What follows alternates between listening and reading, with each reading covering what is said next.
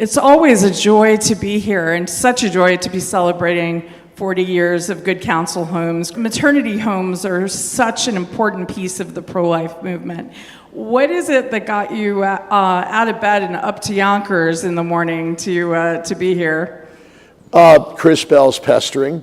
That's why I'm here. Which he's a pro at. Thank you. Congratulations to Chris and Joan. No, I see, one of the things we pro-lifers are caricatured about is we're only against things. We're for life. We're advocates for the culture of life. And we reach out in love and service. We're the ones that know the difficulties of a woman with a so-called problem pregnancy. And we creatively welcome them and embrace them. And one of the more sterling ways that that's been done is through the Good Counsel homes. So whenever anybody says to me, oh, you're not pro-life, you're just anti-abortion, I said, well, as a matter of fact, we are anti-abortion, but we're very pro-life. And why don't you get in the back seat and let's go visit one of the Good Counsel homes. But that's so to be able to thank Good Counsel homes and to support them, I didn't need much prompting. Well, of course, one of our other pro-life beacons in the Archdiocese are the Sisters of Life. Oh, thank God, yeah. Thanks be to God, and your predecessor, Cardinal O'Connor, who founded them. Oh. As anyone, and I'm imagining a lot of people who are watching this, who are in the audience, are co-workers with the Sisters of Life, as I am. So we get these monthly emails with prayer intentions. Right. You know, obviously they cover up the names, but almost everyone, month after month, is about housing. Isn't it? Yeah. Always about housing. Yes, and of course, is. New York City is so expensive. But it does drive home the point how important this is. And New York, of course, is the abortion capital, unfortunately. It's worse than North Korea, you know? Yeah. Which people don't even believe when you tell them, but... And yet they keep pushing. I mean, how much more rabid could the protection of abortion become than here in New York? And yet you'd think it was under threat. This is another reason for my admiration for Good Counsel homes. Do you know the loopholes that the local politicians make them go through? You'd think they'd say, what a great idea. Mm-hmm. You know the loopholes? I mean, that the Sisters of Life were threatened with raids on their convent and their archives. They took it all the way to the courts and won, thank God. But the harassment and the persecution, do you know what our peaceful protest, hell, we got Father Fidelis and Joan here today, peaceful protesters, the harassment they went through. In the meantime, where cutthroats are being let out of jail. Right. Do you know the harassment our peaceful protesters against the lethal Planned Parenthood down on Bleecker Street? Did you hear the good news? It closed. So, but the harassment they went through, and when I was there once, the cops who would come up to me and say, we're really sorry, but we've been told not to protect the protesters. And so this is the harassment from the top down, the pressure that makes my admiration for Good Counsel home and the people who are going to be here today all the more ardent. I say this behind your back, so I'll say it in front of you. It's good, it's good, it's good. Planned Parenthood closing, I firmly believe, is directly attributable to prayer. Yep. And there are a lot of quiet prayer initiatives that you said yes to. Jesus is in the Blessed Sacrament next to Planned Parenthood because we have a building there, the Sheen Center, and you made sure that Jesus was in the tabernacle, and I have no doubt in my mind that that's part of the reason Planned Parenthood had closed. And in fact, you said to me one night, you know, wouldn't it be amazing, Kalo, if we had Jesus in the Blessed Sacrament exposed on the Loretto stage, because that's the closest you can get to Planned Parenthood in the Sheen Center. And so we got some CFR priests, and we did it. And that's because of you, and you were telling us, showing us how important the power of prayer is. Well, Kalo, you were second only to Chris Bell in pestering. So this is, she gets the Nobel Prize for pestering. But no, you are right, because we're fighting a very visible enemy in the abortion industry. But more deeply, we're fighting an invisible enemy, which is Satan and his legion, for whom abortion is a virtue, and abortion is to be promoted, anything to attack innocent life. So we have to count on invisible powers and the real presence of our Lord, our prayer, our rosaries, his Holy Mother, Michael the Archangel, the great saints who are in our arsenal. We count on them, and every once in a while we get a victory. So this was one of them. Yeah. One other thing I say behind your back is I remember very early in your time here in New York, but frequently thereafter, if somebody catches you at Mass at 7 o'clock in the morning at the cathedral, so often you're talking about Satan. And I attribute that to the fact that you're coming out of your holy hour and you're thinking about your day and you know the reality. Yeah, and Satan does everything possible to keep me from the holy hour, right? Of course, oh, yeah. Of course, especially early in the morning. Especially, the temptation to get, instead of getting out of bed at 4:30 to roll back over. This is a strong temptation. What was it? Jose Maria Escriva called it the heroic moment when you don't hit snooze. He called it, in Italian, he called it the heroic leap. Oh, okay. That to get out of bed and make the sign of the cross is the most important thing you can do. Getting out of bed on time. I was happy. This General James Mattis, who gives excellent talks, especially to college, he's got a homey thing. He says, the best thing to do for success is to get out of bed and make your bed. You've accomplished something and you're on the road. And I thought, well, that's what we need to do. Yeah. Okay, I did one of them this morning. Do I get credit for that? So, what do you find? Obviously, we're living in such a different world now, post Roe versus Wade, where in many ways we have more challenges. We got more right? challenges. Darn it, we thought we'd struggled to win that one. We did, and now they have a great ability to turn victory into defeat. So. Well, and of course, one of the realities of Planned Parenthood is closing is that you can get an abortion at CVS, essentially. Sure you can. Right? Yeah. So that creates new challenges. Sure. When we're doing home deliveries and abortion by mail, I mean, right. If there's one thing, when we were talking about the morning after pill, I said, well, if there's one decent thing about this is it'll put the abortuaries out of business. But right.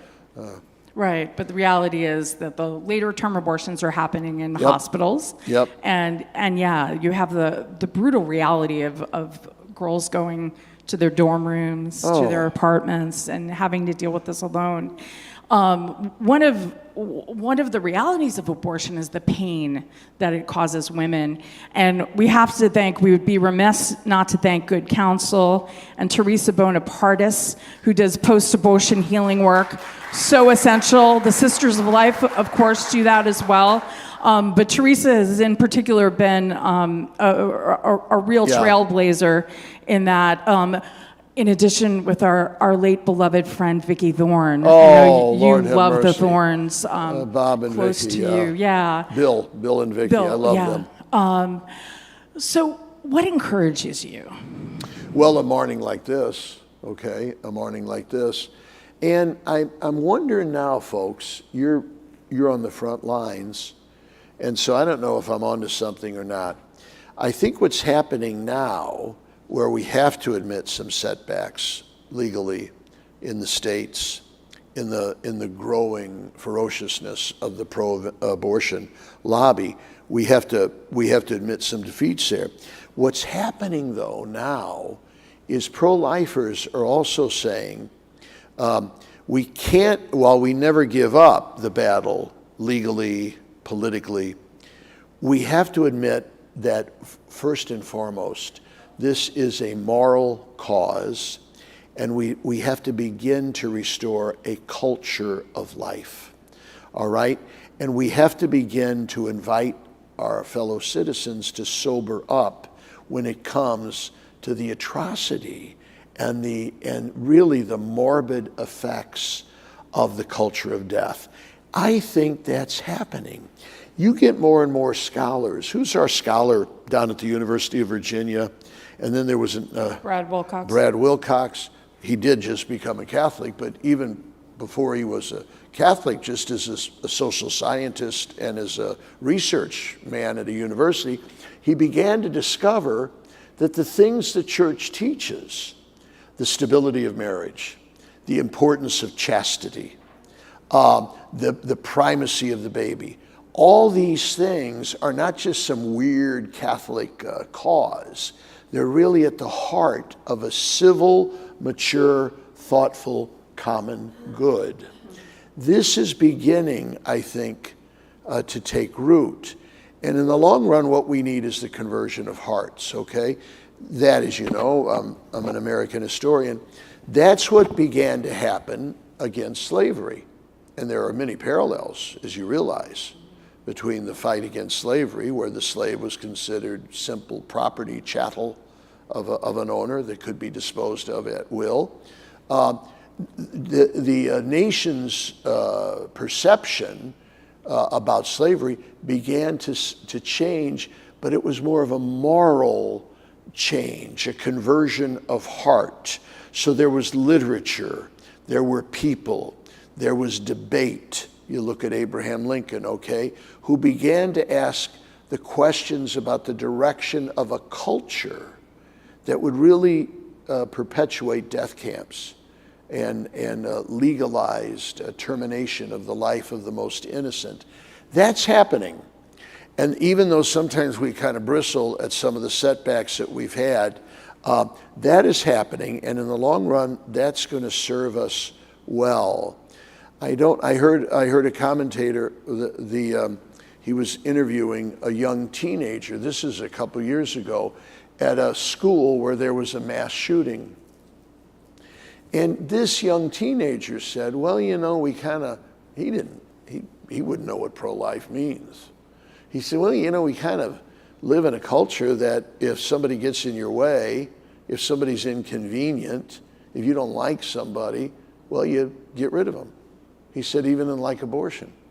He said, so why should we think that some troubled soul would think, I don't like these kids, would go get a repeating rifle and mow them down? I thought, wow, he's seeing the connection here. He's seeing the connection in what Pope St. John Paul II called the culture of life. It's all interconnected, isn't it? And that kind of gives me hope. One morning, we have these Witness for Life. Actually, one of them's happening this morning. It's the first Saturday of the month down at Old St. Patrick's. Sure. And a prayer procession to Planned Parenthood. We're going to keep doing it for the foreseeable future. But one morning, a pro-abortion protester saw me and said, Kathryn Jean Lopez, what are you going to blame on abortion today? And I kind of smiled, and I thought, she must read me. She's kind of getting it. Yeah, exactly. It's the source of so much violence, and so much evil.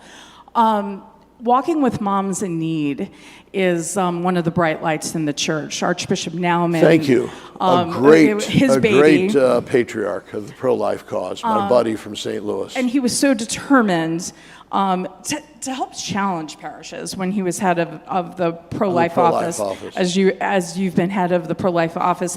Anyway, here in New York, I have been so impressed. There's a parish in Brewster, St. Lawrence O'Toole Father in particular. Richard Gill. They are taking that challenge and running with it. They have a home at their pregnancy center, Gianna House in Brewster, but that wasn't enough for them. Right. They thought there's need outside our community, so they invested in a bus. A van. They got a bus. They got a van. And so they take it out. I was in the South Bronx a couple of weeks ago on the van. So beautiful. Is that magnificent? And you know, the Gianna Center there was unable, like Chris does, provide residency. And the parishioners said, we need to help. The parishioners came to Father Gill and said, we need to expand this. Now he's actively considering there's another site in a farmer convent. I think they've sealed the deal. Let's hope so, where he'll be able to provide residency. Because again, housing is so necessary. Because a lot of as Chris will tell us, a lot of the women who are tempted to abortion are at their wits' end financially, residentially, job-wise, legally, marriage-wise. They need a stable, healthy place to live if they're going to get through this and provide an earthly and heavenly home for their baby. And so that's why we need the housing, yeah. The idea that this is a choice when a woman is considering killing her child because she doesn't have somewhere to live is such a lie. It's not a choice. And I'd like to think the choice vocabulary is fading. I think it is. You've heard me tell the story about Mayor Bloomberg when he was leaving office, and I got along well with Mayor Bloomberg, and I think he was a very good mayor. And anyway, I invite him for breakfast just to thank him. And he said, oh, we've always gotten along well. He said, of course, we're always going to disagree on abortion. He says, I'm pro-choice, you're not. I said, you're not pro-choice. If I lit up a cigar at this table, you would tell me I did not have the choice to smoke. If I got a 16-ounce Coca-Cola, you'd tell me I didn't have that choice. You remove unhealthy choices from the community for 12 years as mayor. Don't give me this pro-choice stuff. Choice is a transitive verb, right? To choose. To choose what? Well, if you choose the death of your baby, that ain't a choice that we should celebrate. Well, we're out of time. Oh, no. Thank you But we got Mass, the most powerful. We have Mass. Thank you for coming. My Thank honor. you for your time. Thanks for all you do. And yes, thank you for letting us pray with you today. Thank you, Chris Bell. Thank you, Good Counsel Homes, and everyone who supports them. See you at Mass, all right? Thank you, Your Eminence. Thank you, Kalo.